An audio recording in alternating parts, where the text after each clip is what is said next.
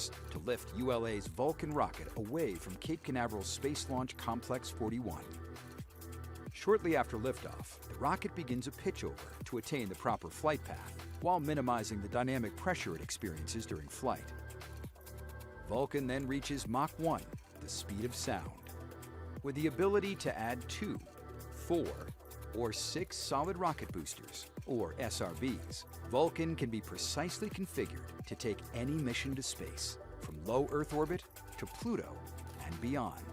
These boosters augment the rocket's total thrust at liftoff, adding approximately 460,000 pounds of thrust per SRB.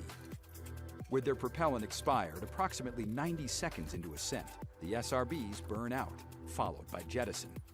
Jettison time is variable, occurring between 100 and 150 seconds after liftoff, depending on mission requirements. Vulcan's guidance system then activates to steer towards the precise target in space. First stage flight continues as the rocket crosses the Kármán line, entering space. With the majority of propellant expended as Vulcan fights against the force of gravity, the BE-4 engines shut down, and the booster stage separates. With the rocket now weighing less than 10% of what it did at liftoff, dual RL-10C engines on ULA's Centaur upper stage ignite. Spacecraft are encapsulated inside a 5.4-meter diameter payload fairing, which provides a protective environment during ascent. Following Centaur engine ignition, the payload fairing is jettisoned. With the first burn complete, the Centaur engine shuts down for a coast phase. Centaur flies a short, medium, or long coast, which is determined by launch day. Further into flight, Centaur ignites for a second burn, powering the vehicle into a translunar injection orbit. Following the second main engine cutoff, ULA Centaur places Astrobotic's Peregrine lunar lander into a highly elliptical orbit, more than 220,000 miles above Earth, where it will intercept the Moon. Following delivery of the Peregrine spacecraft, Centaur comes alive for a third and final burn to reach a heliocentric orbit around the Sun. Centaur completes the CERT-1 mission by carrying Celestis' Memorial spaceflight payload into deep space. Known as the Enterprise flight, this mission includes 234 flight capsules containing cremated remains, DNA samples, and messages of greetings from clients worldwide on an endless journey in interplanetary space beyond the Earth-Moon system to orbit the Sun forever.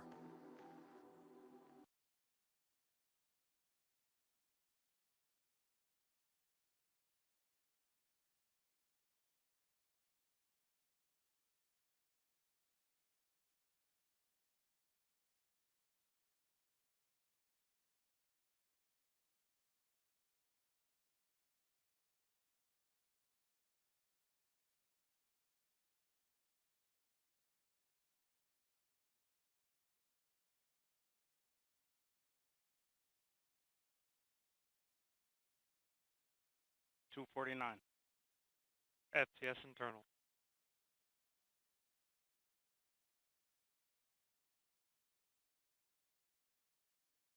$238.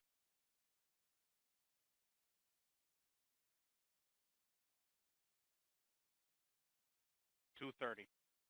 CLO2 PLP started.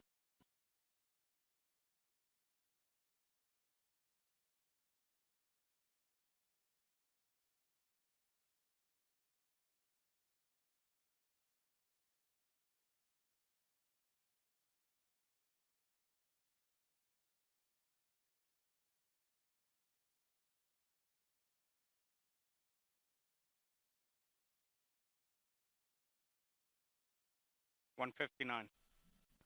Vehicle internal. T-minus 2 155. minutes. The launch vehicle, payload, ground systems, and eastern range are go for launch. For those of you just joining, I'm Amanda Sterling, and I'm your host for today's live coverage of the inaugural Vulcan rocket launch.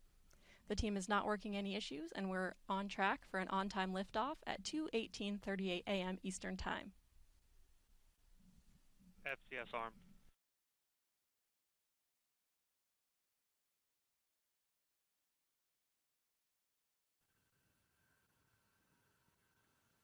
$120. FCS count started.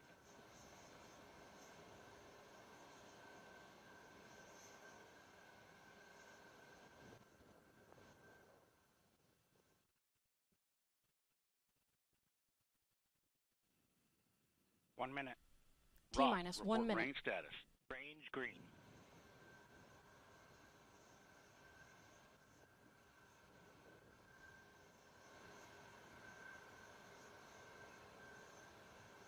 .45. Vulcan tanks at step 3.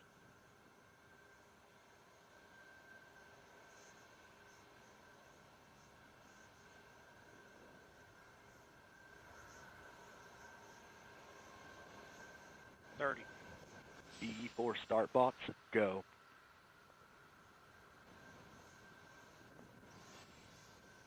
Status check. Go Vulcan. Go Centaur. Go Peregrine. 15. 10. T-minus 10, 9, 8, 7, 6, 5, 4, 3. We have ignition. And liftoff of the first United Launch Alliance Vulcan rocket, launching a new era in spaceflight to the moon and beyond. Engines operating. 2 good SRBs, hitting peak pressure on the SRBs. Everything looking good.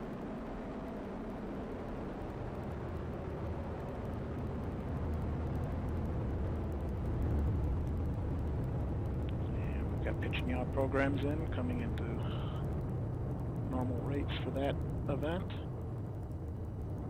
We have good hydraulic pressure on both engines. Good chamber pressure on both engines, everything looking good.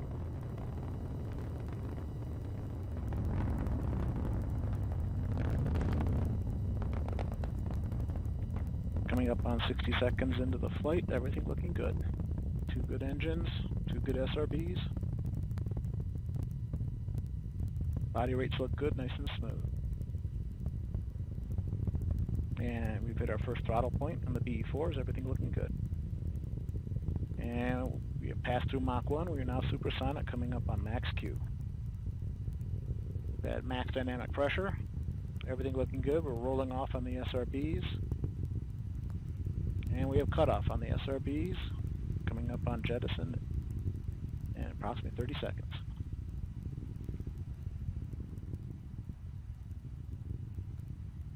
Seconds to SRB jet. BE4s continue to operate nominally. Seeing expected PU activity on the booster mains. And we have separation of both SRBs. Everything looking good. BE4s continue to operate normally. Coming up on 2 minutes into the mission. We are now 17 miles in altitude. We just heard confirmation of solid rocket booster jettison. We have about 3 minutes until we reach our next mission event, booster engine cutoff. And we see booster PU correcting towards a nominal MR, everything looking good. Both engines continue to burn normally.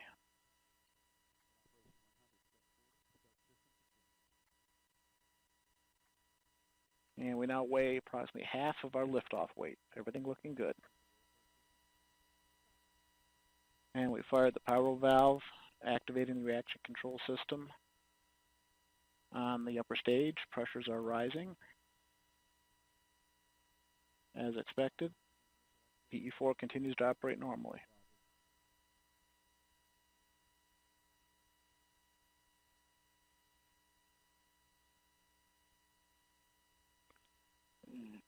Vehicles continue to fly down the center of the range track, everything looking good. 33 miles in altitude, 52 miles downrange, traveling at 4,000 miles per hour.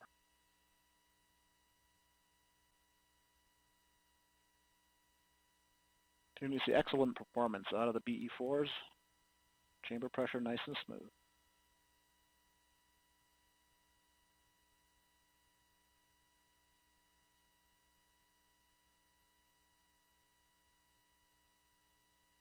Vehicle steadily accelerating, a little over 2 Gs at this time. Good body rates. Nice and smooth operation of the booster. 47 miles in altitude, 95 miles downrange at 5,500 miles per hour. Engines continue to burn normally, everything looking good.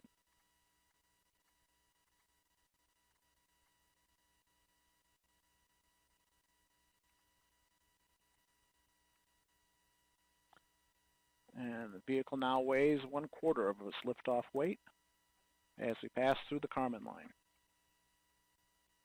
Next mark light we're looking for is boost phase chill down on the Centaur main engines.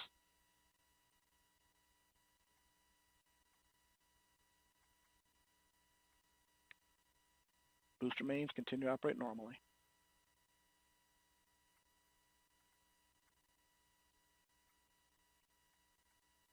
And we've begun boost phase chill. Housing temps are dropping as expected.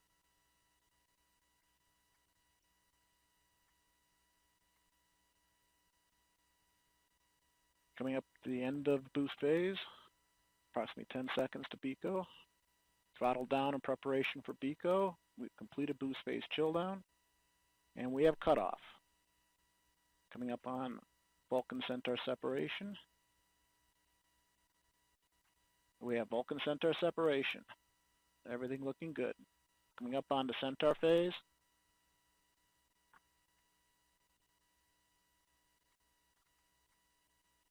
And experiencing a bit of data loss here. We've recovered the data. It's like Centaur engines are up and running normally, good steady state pressure, and we've just jettisoned the payload fairing. 2 good brake wires.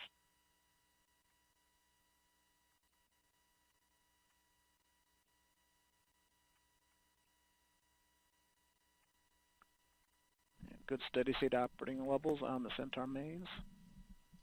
2 good engines. Gone to open loop control on Centaur PU. This is Vulcan Mission Control at T plus 5 minutes 57 seconds. We just heard flight commentator Rob Gannon confirm the successful completion of the early phase of today's flight, and all systems continue to operate nominally. Our next event, main engine cutoff, will occur in about 10 minutes. While we wait, I'm joined by Amanda Bicchetti, ULA Director of Vehicle Upgrades. Amanda, thank you so much for joining us, and I know it's still early, but congratulations. Thank you. You as well. This is amazing.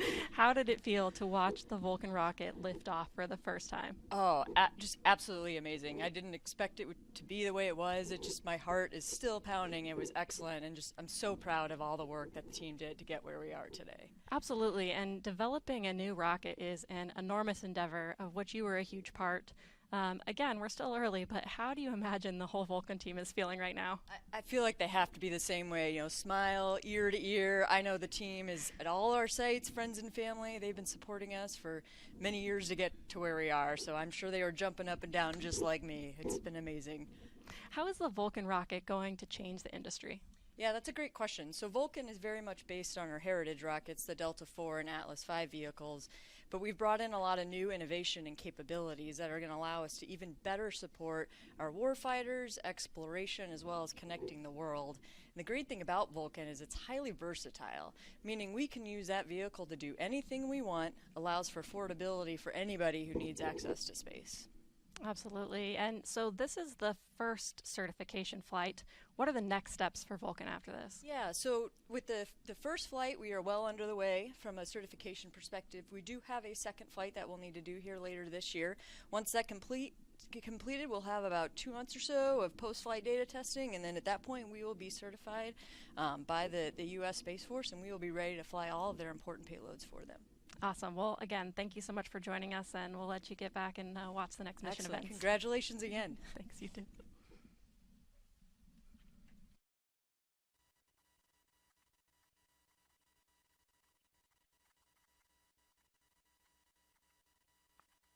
Coming up on 500 seconds into the mission, everything's looking good. Continuing to burn Centaur. Body rates right as expected. Steady acceleration, just under half a G.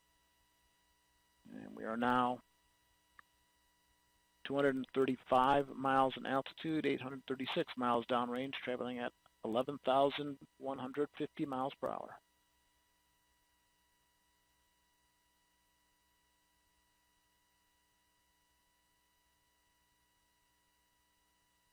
Continue to see nominal performance from Centaur.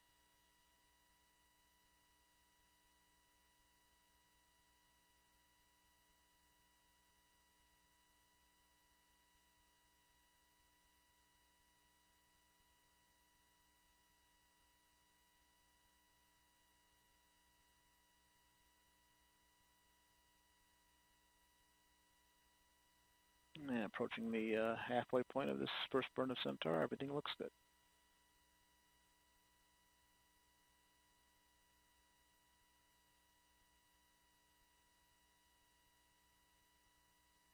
We're now 1,000 miles downrange, traveling at 11,500 miles per hour.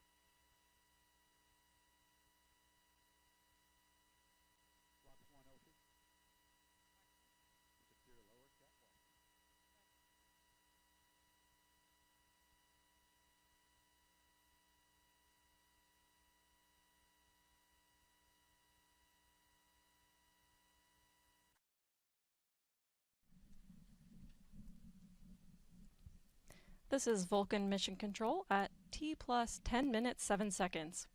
Our next event, main engine cutoff, will occur in about 5 minutes. While we wait, I'm joined by Eric Monda, part of ULA's mission design team. Eric, thanks for joining us. Hi, Amanda. Thank you for having me. Of course. So we're still pretty early in this flight today, but can you tell us how the data's looking so far? Yeah, absolutely. So I just want to say that it was so exciting. I ran outside so I could watch this thing lift off, and that was so cool after so many years of development to watch this thing fly. That was fantastic. Absolutely, I bet. Yeah. So what is the data showing us so far? Yeah, absolutely. So I've had a very quick look. Obviously, we're very early in the flight still, but I've taken a look at the SRB performance as well as the booster performance so far, and everything looks just spot on, just perfect. Fortunately, we've had a lot of these systems on Atlas and Delta for a long time, and so we've had a lot of flight data to anchor our models, and everything is lining up just like we would expect. Awesome. Yeah. So a lot of the audience has seen us switch from this live view of the launch from our rocket cam to this animated representation of the vehicle in space. Can you talk a little bit about why we make that switch and how this visual is populated? Yeah, absolutely. So when we first lift off, we have a feed directly from the cameras that are on the rocket back to the launch site here. And so with that, we can get the video feed that we need in order to provide those images. As we get further downrange and we go over the horizon, we no longer have that direct link. And so we rely on NASA's TDRS system to send telemetry from the vehicle back down to us on the ground. In that telemetry data, we get information like position and attitude and velocity, and so we use that to drive the animations you see here. Okay, so we're looking at real data, what's happening, it's just a graphic of it instead of the real thing. That's exactly right, yes. Awesome, that's really cool. So, today right now we're in the first of 3 Centaur burns. Can you talk a little bit about why we need 3 burns and how we use those 3 burns to complete our mission today? Yeah, absolutely. So the first burn performs our injection into low Earth orbit. Unfortunately, if we just continue that burn from that point in time, we wouldn't necessarily be aligned with where we need to be in order to get to the moon.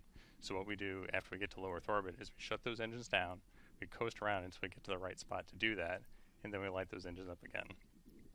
When we do that and complete that burn, that will allow us to send the Astrobotic Peregrine lander onto the moon. So we shut those engines down again. We are ready to do that, and then start them up one more time in order to do the third burn. And that's what's going to take Celestis' Enterprise mission out to deep space. So let's talk a little bit about where these things happen. We're going to go ahead and shut down the main engines on the Centaur when we get about halfway across the Atlantic Ocean, and then we're going to coast the rest of the way across the Atlantic Ocean, across Africa, and go ahead and start the engines up again when we get to Madagascar. And that's where we'll do the second burn, and then we coast again until we get about to Papua New Guinea.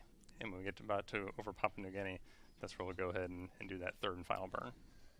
Okay, so you mentioned a couple of these key milestones that are ahead of us. What can everyone expect to see as far as the timeline of these mission events as they continue watching today? Yeah, absolutely. So looking at the clock right now, looks like we've got about 2 minutes, a little over 2 minutes left here in the first burn of the upper stage. We're going to coast for about 30 minutes after that as we do that coast across the Atlantic Ocean and across Africa. The second burn will be about 4 minutes long, and then we'll have another coast for 30 minutes before we have a pretty short, like 20-second burn for the final burn.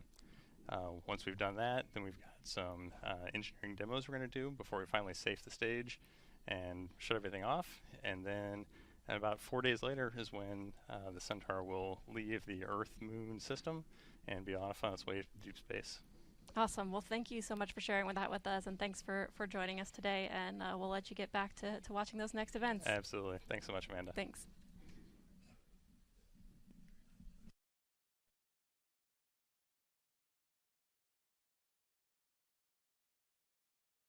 CPU system is steadily making the correction down to a nominal MR.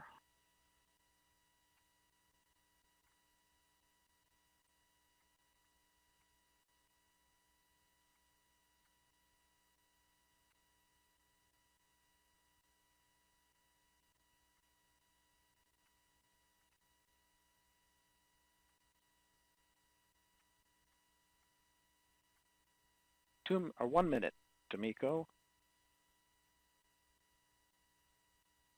Both engines firing normally.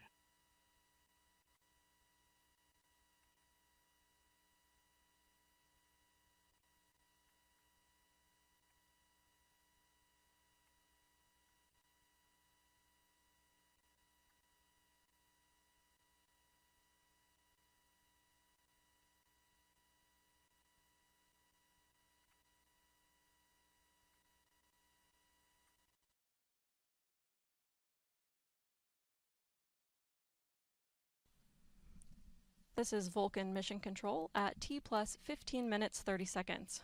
We are approaching the first main engine cutoff. Let's listen in. Coming up on MECO 1.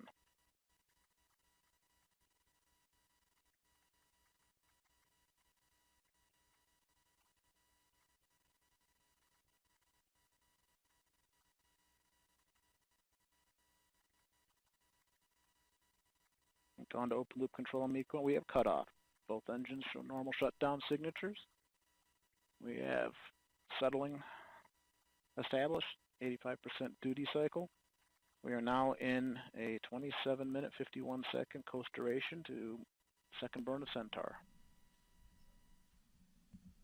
This is Vulcan Mission Control at T plus 16 minutes 20 seconds. We just heard flight commentator Rob Gannon confirm successful cutoff of the first main engine, and all systems continue to operate nominally. Our next event, main engine start 2, will occur in about 27 minutes. At this time, we'll pass the broadcast back to the NASA team to continue with mission coverage through the coast phase. We'll join you back in as we approach the separation of the Peregrine spacecraft. Over to you, Megan. Thank you, Amanda. Congratulations to you and the ULA team so far. If you're just joining us, welcome to the Space Coast of Florida, where we just witnessed the first launch of NASA's CLPS initiative. It was a magnificent sight. Leaves me speechless, apparently. Just really lighting up the night sky and loud enough to set off a couple of car alarms nearby. CLPS is short for Commercial Lunar Payload Services. It's a new model in which NASA contracts space on commercial missions to send science experiments to the moon ahead of us landing astronauts there.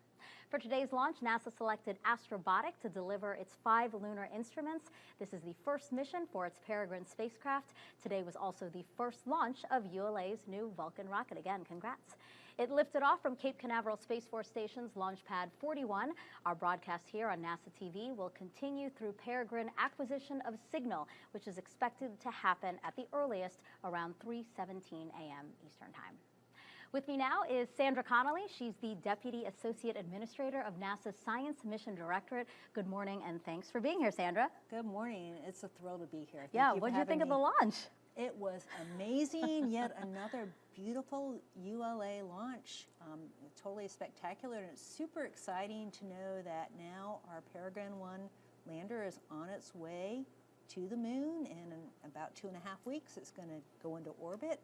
And a few weeks later from that, in mid to late February, we're going to actually see it land. And that will be the first, well, actually it'll be one of the early landings on the moon since Apollo, over 50 years, which is pretty amazing when you think about it. U.S. landings on the moon. Yeah, it is. And the CLPS is new as well. So talk to us a little bit about this program. We're using commercial companies to send science instruments to the moon for us. Why is that? Yeah, I'm really excited about this program. It is a game-changing program for us. It really is leveraging industry in new ways. As you've probably seen, I mean, the whole aerospace industry has evolved over this last decade in amazing ways, and I think this is just yet one more step in doing so. So our commercial partners are actually delivering a service. They're delivering our payloads and other organizational payloads, whether it's other companies, whether it's international partners. Basically, anybody who wants to procure the service can deliver a payload to the moon using the CLPS program. And so there are 20 payloads flying on the Peregrine spacecraft right now. 5 of those are NASA's. Can you tell me a little bit about what they'll be studying once they get to the moon? Yeah, so again, amazing service. So our payloads are going to be studying things, including understanding, studying water, studying the volatiles or the resources on the moon, studying the atmosphere, and also the radiation environment to help inform us for the future when we have humans back on the moon. Sandra, thank you so much. I'm excited to see what we do with this initiative and this launch here today. Thank you so much, and let me just say, go Vulcan and go Peregrine 1. Yes, you can totally say that. Thank you so much. Thank you. All right, so when Peregrine lands on the near side of the moon on February 23rd, it will be one of the first lunar landings for the U.S. since the final Apollo mission over 50 years ago. Let's head back over to Astrobotic's Olivia Chapla. Thanks, Megan, and what a great day so far. So for those of you just tuning in, I wanted to reintroduce myself. I'm Olivia Chapla, Director of Marketing and Communications for Astrobotic. Astrobotic is a space company with our primary headquarters in Pittsburgh, Pennsylvania, and we've just watched our Peregrine lunar lander rocket into space aboard a United Launch Alliance Vulcan rocket. This Peregrine spacecraft's mission is to carry 20 payloads or cargo to the lunar surface from 7 different countries. 6 of those nations have never reached the moon before. Our aim is to autonomously land on the lunar surface a few weeks from now. We're taking the long way around, and we expect Peregrine to land on February 23rd, 2024. We've got all eyes on the Peregrine lander as it waits to separate from the Vulcan rocket in about 30 minutes. At that point, we will seek to establish communications with the lander. And now we'll take a more in-depth look at Peregrine's full journey to the moon with an animation. Once ULA's Vulcan rocket launches, we will then know the exact day the Peregrine spacecraft will attempt a soft landing on the moon.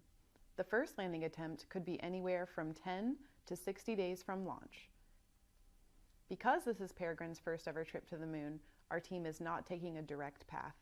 Peregrine will first complete one Earth orbit so the team can get critical data on the spacecraft and test maneuvers before executing a very critical milestone, entering lunar orbit. Peregrine will orbit the moon at 3 altitudes. The first orbit will last about 33 hours. Peregrine's second orbit can be up to 35 days. The spacecraft's third and final orbit around the moon will last 48 hours. Next up, Peregrine will attempt a soft landing on the lunar surface autonomously. The team will issue a landing sequence that will command the spacecraft to enter a descent orbit. About 15 kilometers from the lunar surface, an exciting powered descent begins. While we wait for the Peregrine spacecraft to separate from the Vulcan rocket and begin that exciting journey to the moon, I have Astrobotic's founder and Chief Executive Officer, John Thornton. Hi there, John. I understand you are currently at ULA, just a stone's throw from where I am now, and we both just saw ULA's Vulcan rocket achieve liftoff with our very own Peregrine aboard. Tell me, after waiting for this moment for years, how are you feeling? It's a dream. This is the moment we've been waiting for 16 years, and I'm standing in mission control, and we just had a beautiful launch. Thank you, ULA.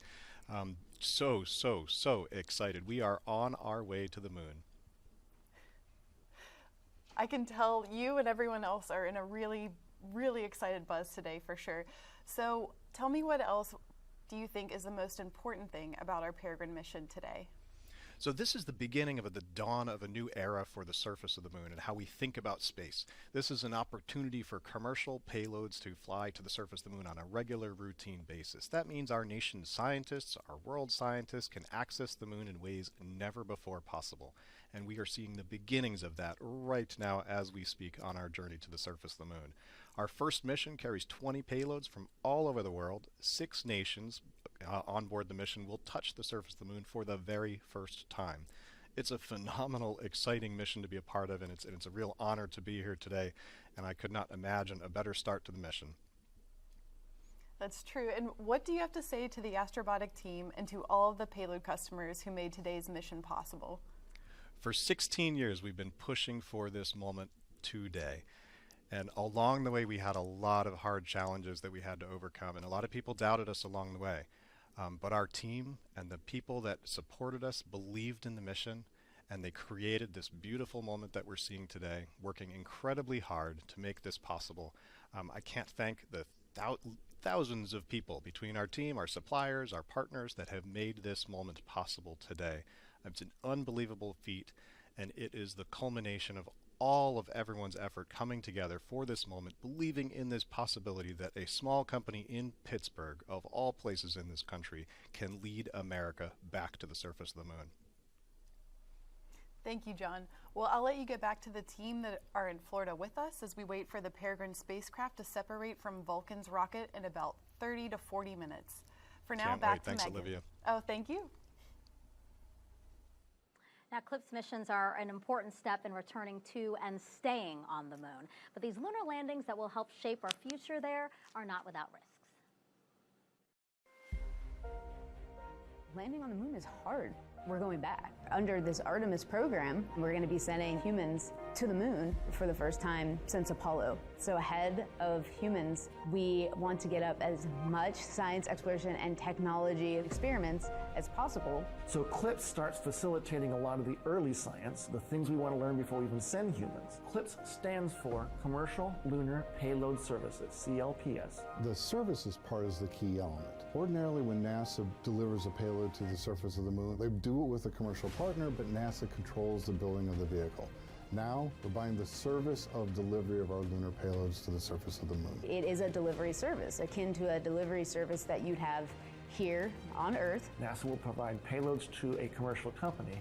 They decide how to get it to the moon. They have to develop their own lander, but they also have to manage the entire end-to-end mission. It's meant to provide affordable, rapid, frequent access to the lunar surface through American companies. We're funding different companies. We have commercial companies that are competing to win task orders to deliver our payloads to the surface of the moon. One of the goals when we started CLPS was to help establish a lunar economy. Somebody has to do it first, and then it becomes commercially available.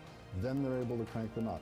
Then they're able to make it more affordable. And so the lunar surface is just the next frontier for a commercial environment. But we had to acknowledge up front, all the way through the highest levels of the agency leadership, that some of them will fail. These missions may not be as successful as a traditional NASA mission. We have accepted the risk that going through this innovative approach with these commercial companies, that there could be some failures. Some of them are new companies. None of them have ever successfully landed on the surface of the moon. So they're going to learn lessons. We need to give our vendors the opportunity to learn. And so that'll help ultimately buy down our risk as these companies learn, okay, what does it take to actually build up the lunar lander, integrate payloads, get to the lunar surface and land safely. They've been able to demonstrate that they have very, very good technical depth and the ability to design and execute missions. We're willing to take more shots on goal. And we aren't risking human lives. And in the big picture, if we're flying missions at 1/10 of the cost of a NASA mission, and we fail 2 of them, we still get 8 missions for that same price. Even with 1 or 2 or 3 failures, this is still a very economical proposition. It's a risk posture which is more risk tolerant than NASA is accustomed to. There's not a single one of these companies that's willing to bet their mission on a coin toss. Every one of them is doing what they can in order to have the most successful mission possible. But the important thing to realize is that risk tolerant does not mean risky. And the rewards are a long-term ability to get payloads to the moon inexpensively, frequently, and rapidly. We want science, so we can then put more of our resources on even more science, exploration, and technology payloads and get more of a return on investment when we get to the moon. CLPS provides tremendous benefit across the scientific and economic communities. So there's a lot we'd like to learn about the moon to help human habitation and prepare us for missions to Mars and beyond. So the moon is the first step. And a lot has to happen before Peregrine lands safely on the moon. Astrobotic's Olivia Chapla shows how they tested the spacecraft here on Earth and what the team will do during its journey in space. Peregrine has gone through quite a journey already and still has a long list of objectives to complete on its way to the moon. We've categorized these objectives into 5 stages, beginning with engineering it here on Earth. First, we built and tested a bolt-for-bolt engineering model of Peregrine. Based on our findings, we constructed the final spacecraft to send to the moon. Each iteration of Peregrine went through rigorous testing to ensure it will survive the harsh conditions of launch and space environments. Phase 2 objectives will begin when the spacecraft separates from the rocket. Once separated, Peregrine will power on and establish communications with Earth. At this stage, we'll receive telemetry informing us of the spacecraft's position, orientation, and general operational health. One of the first commands we send to the spacecraft will initiate thrusters to point Peregrine's solar panels at the sun to charge its battery. We are planning for all of these objectives to be completed today. Next, and off camera, our Phase 3 objectives begin. These objectives include trajectory adjustment maneuvers in space before lunar orbit insertion. After lunar insertion, Peregrine will complete 3 orbits around the moon. Then, the last phase of the mission begins, lunar landing and operations. And for a closer look at landing, I'm joined now by Mike Hennessy, Educational Director of the Moonshot Museum in Pittsburgh. Good morning to you. Good morning. It's spectacular to be here today. Absolutely. We saw a launch, right? Yeah, and it was awesome. Yeah, absolutely. So talk to me about Peregrine and the spacecraft we have you on, because you know a lot about Peregrine and this mission. Why is that? Well, every day I've had a front row seat at Peregrine under construction. I work at the Moonshot Museum, and we share a wall of windows with Astrobotic. And better yet, I've seen kids with their faces pressed against the glass, knowing they're going to grow up to become that next generation of makers that take us to the moon. That's fantastic. And you also brought us some props here. So these are different parts, different materials that make up the multi-layer insulation. That's what goes around the spacecraft, right? Right. That's the thermal protective space blanket for the craft. And we have a number of different materials here. This is Astro Quartz. It's a woven ceramic fiber, very heat resistant. We've got aluminum, which is great for reflecting solar heat. And this is also aluminum. Glitters a little more like gold, but yes. It's just aluminum that's been covered with a polymer called Kapton. And you can see it actually on our model here. We have of the Peregrine lander. Right here. This is the multi-layer insulation. Yeah, we've got the multi-layer insulation, and that's wrapping these fuel tanks, kind of like cosmic baked potatoes. And why do we need all these different materials? Well, the moon is a harsh environment, and it takes a lot of technical know-how to land there. There's no atmospheric blanket like we have on Earth. So we need a thermal space blanket to protect against wild temperature extremes, boiling hot days, freezing cold nights, several hundred degrees below zero, and Peregrine's been engineered to endure that. Okay, so now we know how it will be protected during landing. How will it land? What technologies are we using to make sure that it lands safely when you say that the moon isn't the easiest place to land on? Right, and that's my favorite part of the story, because this robot is going to land itself. Because we have about a 2.5 second signal delay from the Earth to the moon and back, it's like having a self-driving car going to another world. We have a full suite of sensors, gyroscopes, Doppler, LiDAR, star trackers, and a really cool technology called Terrain Relative Navigation, or TRN. About 9 miles out, Peregrine will activate its camera, and as it's descending, and the camera is taking pictures, the computer will be playing kind of a high-speed game of flashcards, comparing those pictures to 3D maps, and then Peregrine will have to make decisions in order to come to a landing. We're going to test drive this technology on Peregrine, and then on Astrobotic's next lunar lander, Griffin, TRN will be in the driver's seat when we head to the moon's south pole. Oh, that's fantastic. And I know Griffin is going to be delivering another NASA payload, so another partnership where we get to do this together. Yeah, I think another great example of how CLPS is bringing together entrepreneurship and accelerating the pace of science and taking us out into the solar system. Mike, thank you so much. Thank you for being here. Thank you. All right, so the Astrobotic team hopes to land on the near side of the moon on February 23rd in a place called the Bay of Stickiness, a lunar feature formed by ancient hardened lava flow. It's located outside of the Gruithuisen domes, which is the largest dark spot on the moon. Why does NASA want to conduct science here? Well, on Earth, formations like these domes need significant water and also plate tectonics to form. But without these key elements on the moon, lunar scientists have been left to wonder how the domes formed and evolved over time. We'll, of course, have coverage of the landing on our NASA Plus app or whichever social platform you watch us on. Now, earlier in the show, we told you about the NERVIS payload from NASA's Ames Research Center. The other payload from Ames is the Neutron Spectrometer System, or NSS. I'm Rick Elphick. I'm the principal investigator of the Neutron Spectrometer System aboard the Peregrine 1 lander. NSS measures neutrons coming out of the lunar soil, and the neutrons tell you a lot about the makeup of the lunar soil. The neutrons that we measure with the neutron spectrometer are specifically related to the presence of hydrogen, the H in H2O, or water, And that's its real purpose, is to locate water, to actually act as a divining rod. Peregrine will be landing in a location where we really don't expect very much water, if any at all. But it's an interesting experiment.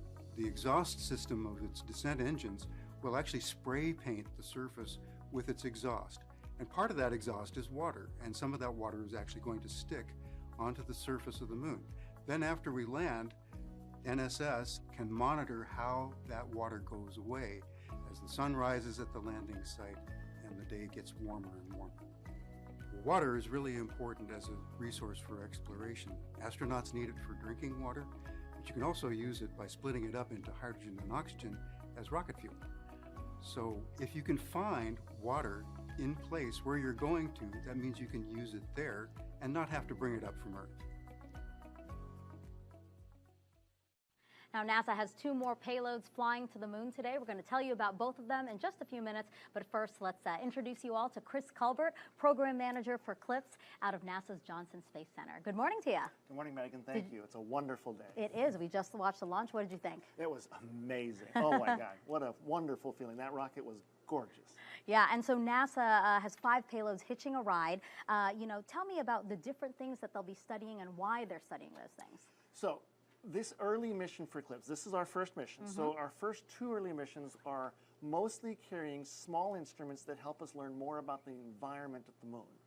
As we get further into CLPS in future missions, we'll raise the complexity and start studying more complex, more difficult questions.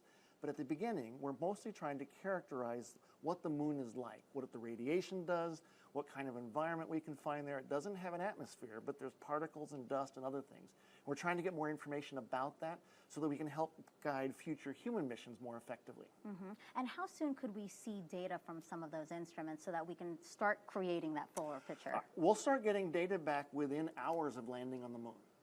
Wow. Now, the scientists will need some time to analyze that information and turn it into the kind of information that helps guide future missions. But we should be getting data back from the moon within a few hours of landing, and we'll all three for as long as 14 days on the moon. We'll be gathering that data. But the scientists will then take that information offline and analyze it for a while. So basically these missions, these instruments that we're sending, they're scouting the moon for us. Yes. Yeah, they're telling us what the moon is like, helping us understand what we need to know so that we can take humans there safely. It also allows us to better design future instruments and other experiments that will pinpoint the kinds of things we need to know about the moon to be able to work and live there. Chris, thank you so much. Thank you for being here. You're welcome. Okay, so we're now less than a few minutes away until the Peregrine spacecraft separates from Vulcan's Centaur upper stage. We're going to go back to ULA for that milestone, but before that, another quick status update on Peregrine from Olivia. Thanks, Megan. And now I'm checking in on Astrobotic's mission control team. In about 20 to 30 minutes, they're expecting Peregrine to power on and then try to communicate with them on the ground.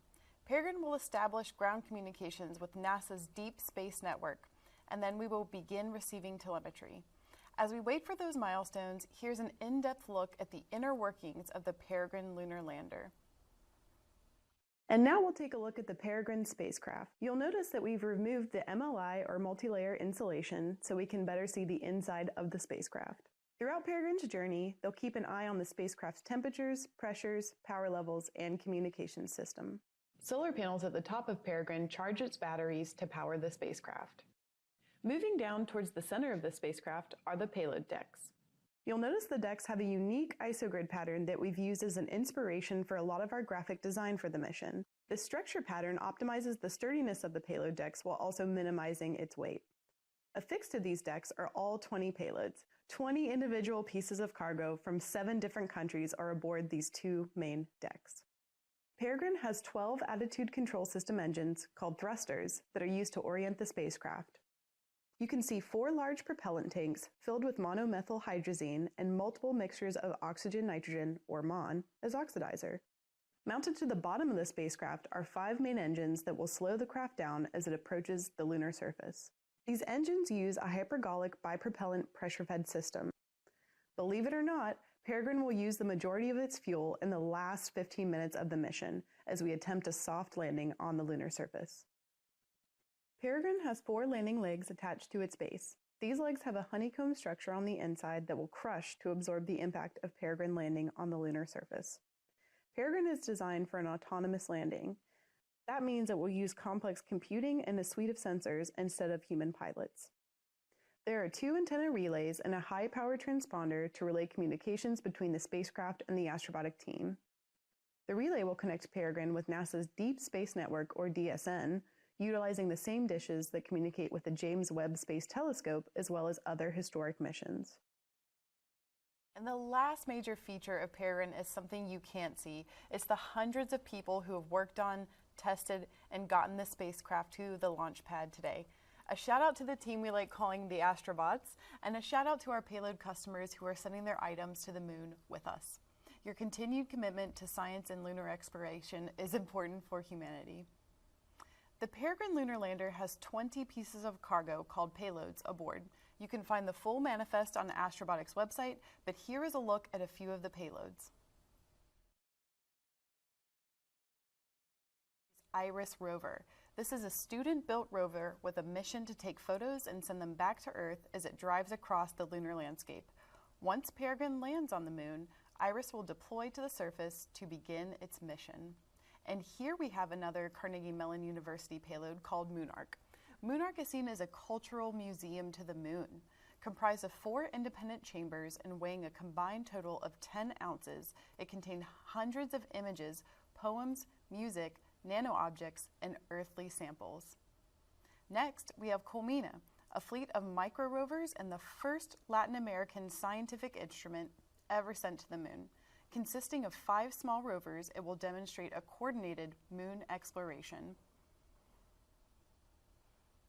Lastly, we have the DHL Moonbox. Former astronaut Richard Garriott and thousands of others from around the world have sent small mementos to link life's meaningful moments with our nearest celestial neighbor. Now, this is just a snippet of the 20 payloads aboard Peregrine. Again, you can find the full list on Astrobotic's website. Now back to Megan. We are now less than 10 minutes away from Peregrine separation, so let's get back over to the ULA team and Amanda Sterling to take us through that.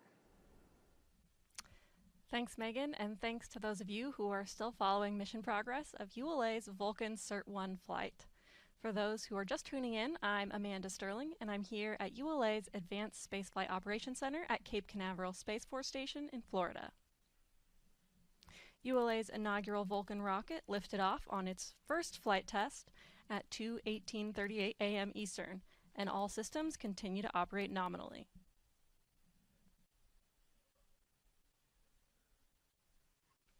One minute, 1 second burn.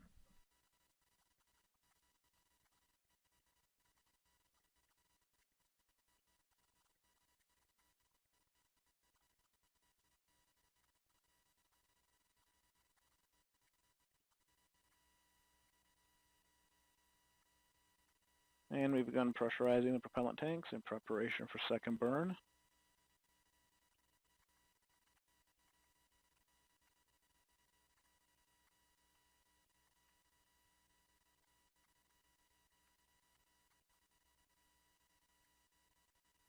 Coming up on LH2 pre-start.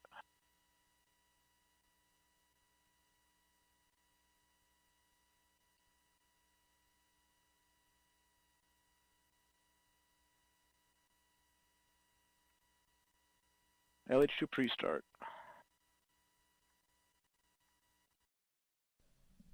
This is Vulcan Mission Control at T plus 43 minutes, 8 seconds.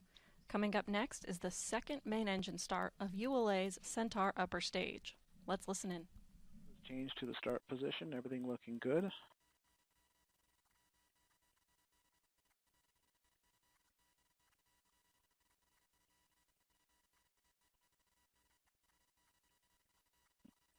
About 15 seconds to mess.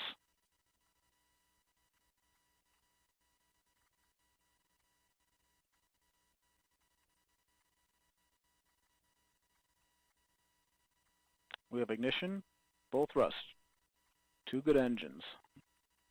Everything looking good.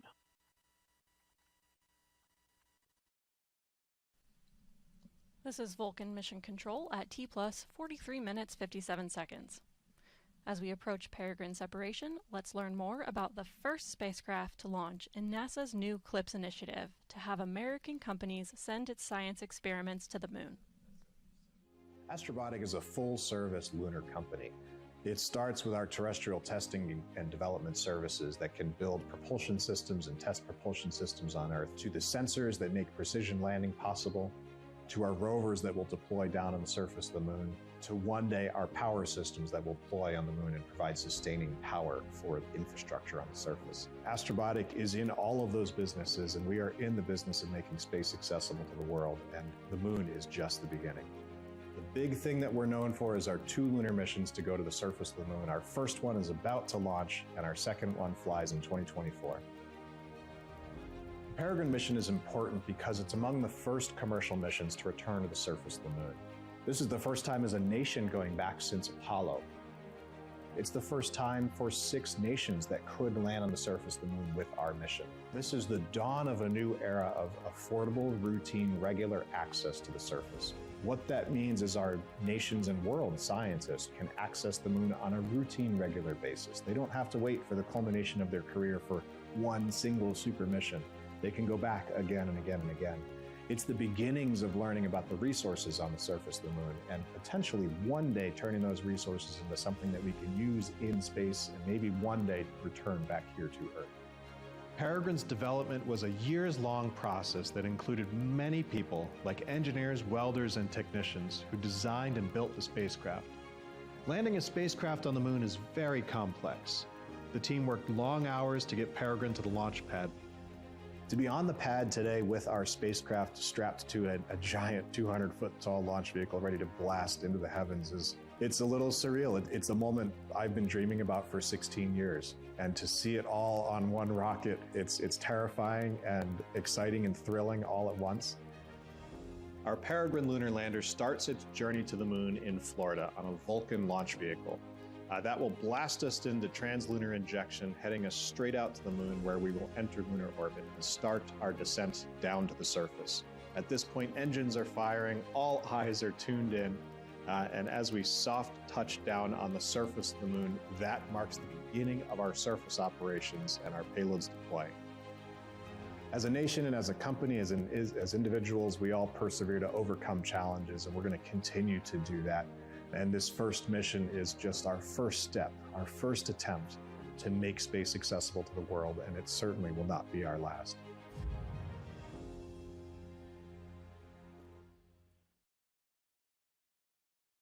Pressures.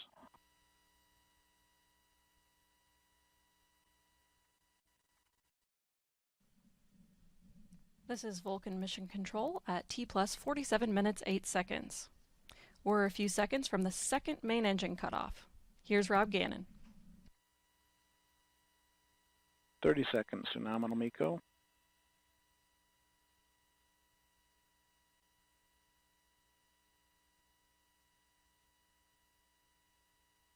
$20 seconds. And we're going to open loop on PU. Coming up on cutoff. We have cutoff. Everything is looking good.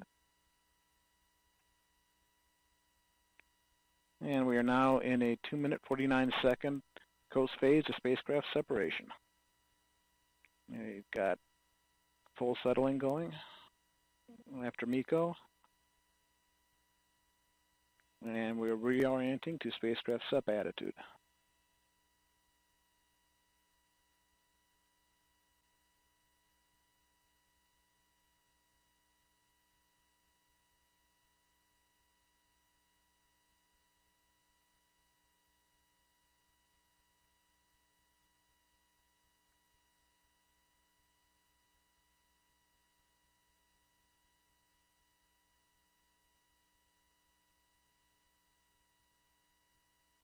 And continue to maneuver to our MES-2 attitude.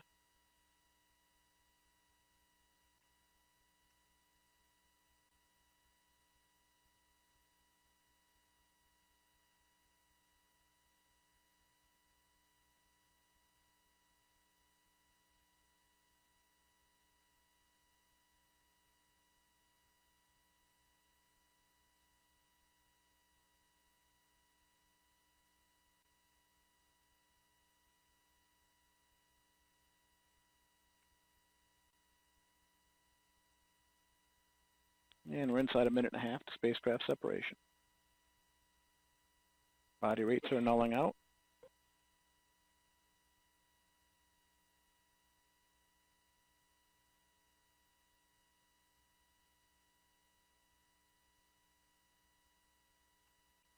And this mission does call for a roll spin for spacecraft separation of 0.5 degree per second. We'll be starting that maneuver shortly.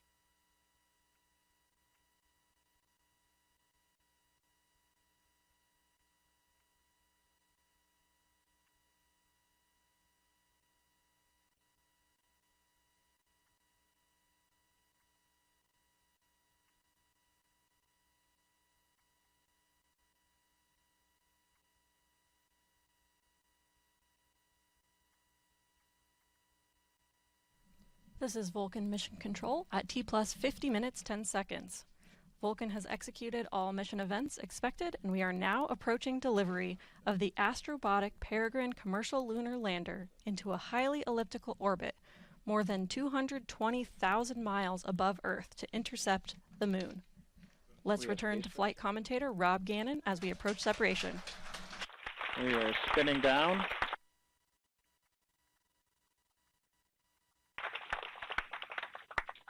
And we are now in a 28-minute coast period, the third burn of Centaur.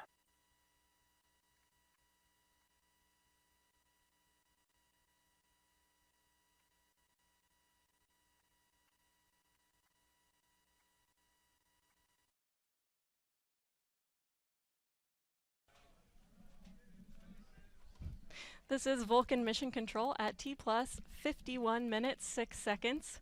We just heard confirmation of Peregrine spacecraft separation. I'm now back with ULA President and CEO Tori Bruno. Tori, our first Vulcan rocket just delivered its first payload to orbit. How are you feeling? Yeehaw! I am so thrilled. I can't tell you how much. Absolutely. And again, we're not completely done with the mission here today. Is there anything else that you want to share with the audience? I am so proud of this team. Oh my gosh, this has been years of hard work. So far, this has been an absolutely beautiful mission back to the Moon and off to our next burn, where we will do our final payload deployment to that heliocentric orbit for the memorial. Our team has done such a good job. Bravo Zulu to everyone. This is just, it's hard to describe. Yeah, absolutely. I feel that too. So again, thank you so much for joining us on our show. Congratulations, and we'll let you get back to finish the rest of the mission. Congratulations to you. Give me a hug. All right.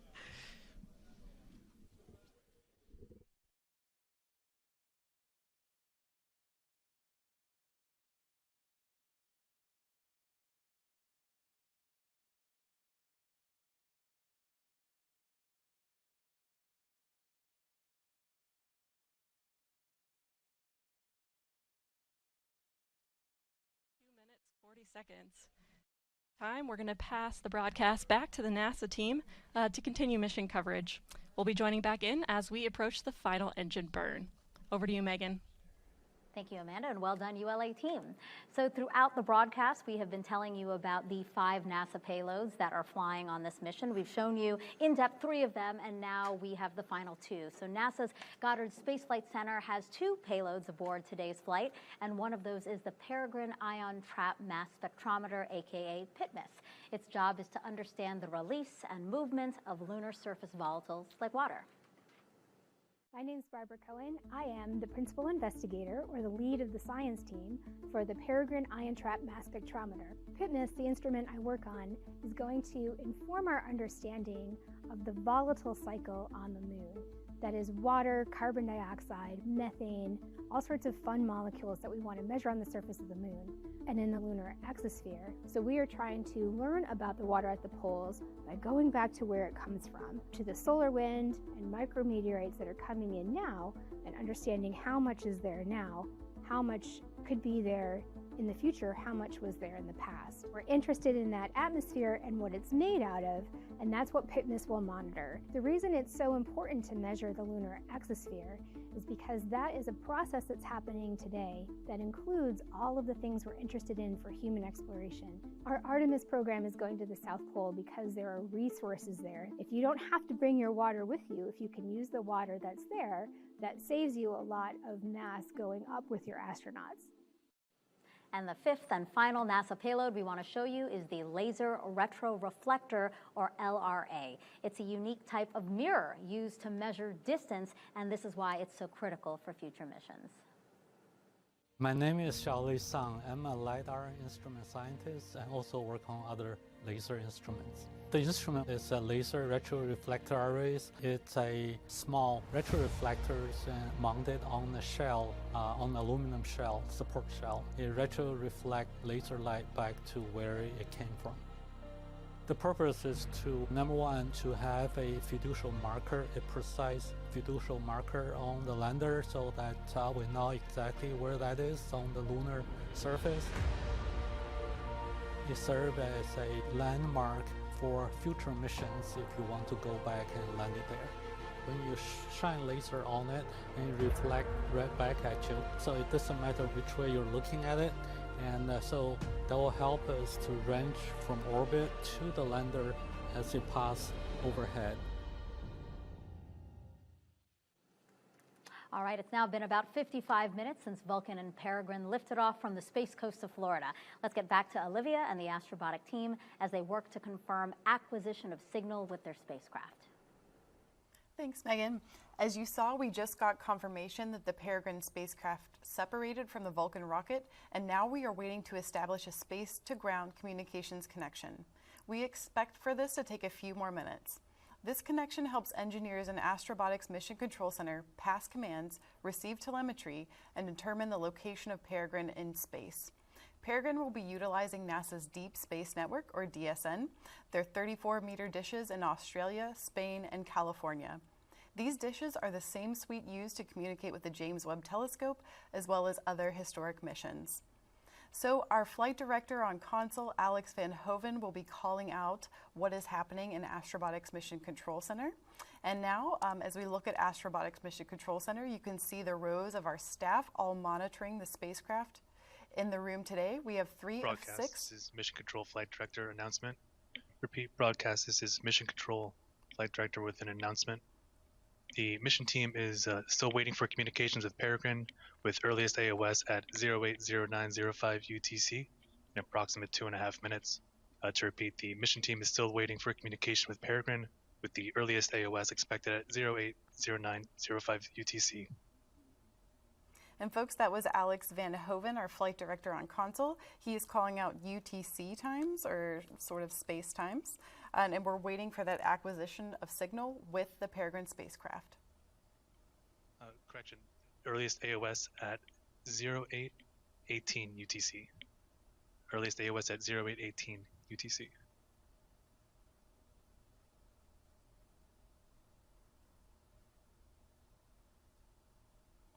Now you can almost see Alex Van Hoven in the back row, right below the eye in Astrobotic. You can kind of see his head. Maybe he'll stand up for us at least one time, we'll see. He's very focused and busy.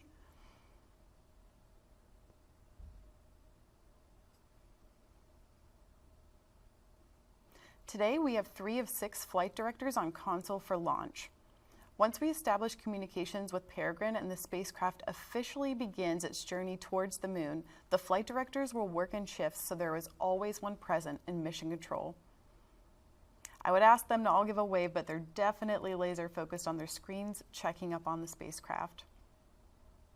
Now Alex, he's giving us those live updates, and he is also senior aerospace engineer, and he oversaw the development of Peregrine's in-flight procedures.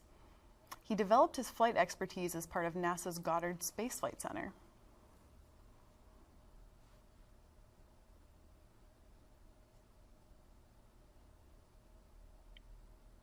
Broadcast, Mission Control Flight Director announcement.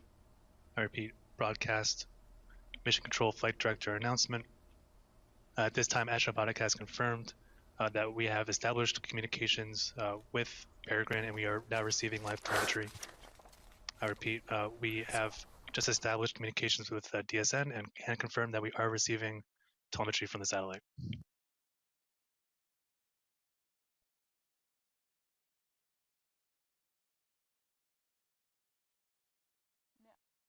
Now, confirming, my goodness, we have received signal with the Peregrine spacecraft and we are communicating it with it here on Earth. You just heard it from Alex. The team will begin sending commands to Peregrine to continue its journey to the lunar surface. What an incredible day.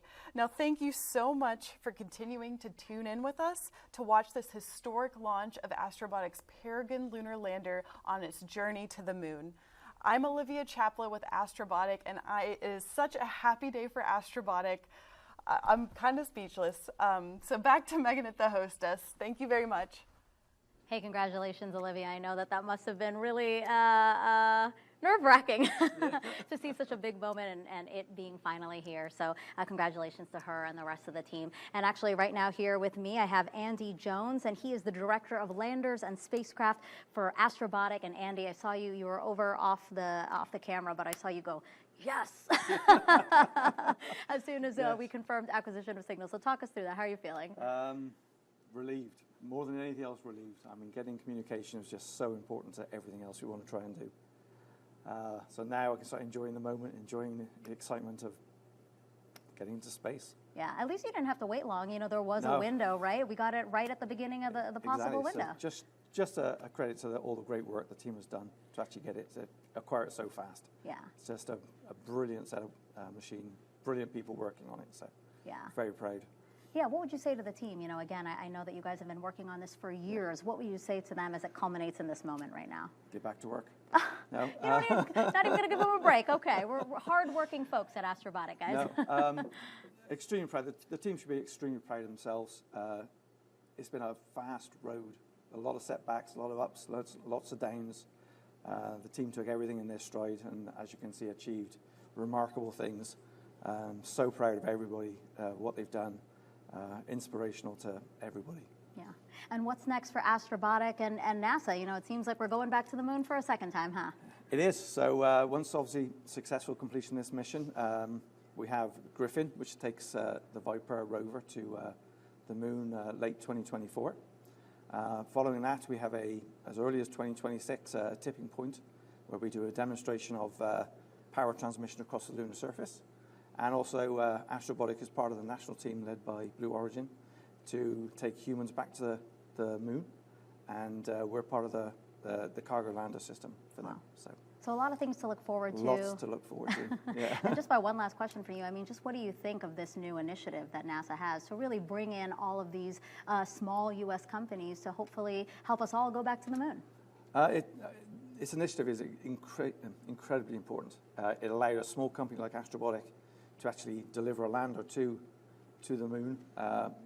We'd have never been able to achieve it without that.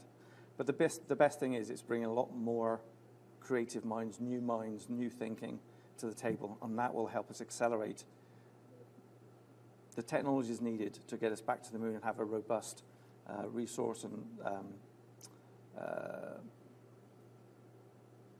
presence on the moon. So the more, it's very important for us to be there, and it's just helping us get there much faster. Andy, thank you so much, and congratulations again. Thank you very much. And that's going to do it for us here at Kennedy Space Center. Thank you for sharing in the excitement of NASA's first CLPS launch. Now on its own, the Peregrine spacecraft will coast for an expected arrival at the moon on February 23rd. And coverage of that landing, one of the first U.S. landings on the moon in over 50 years, that will be broadcast on NASA TV and NASA Plus. For those of you watching on ULA platforms, the ULA version of the simulcast will continue in a few moments as they await another milestone in this inaugural Vulcan flight. Again, thank you so much for joining us. We leave you now with a final look at today's historic launch.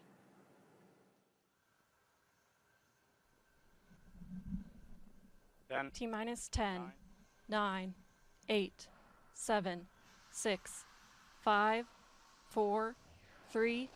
We have ignition and liftoff of the first United Launch Alliance Vulcan rocket, launching a new era in spaceflight to the moon and beyond.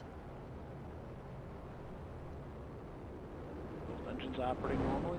2 good SRBs, hitting peak pressure on the SRBs. Everything looking good.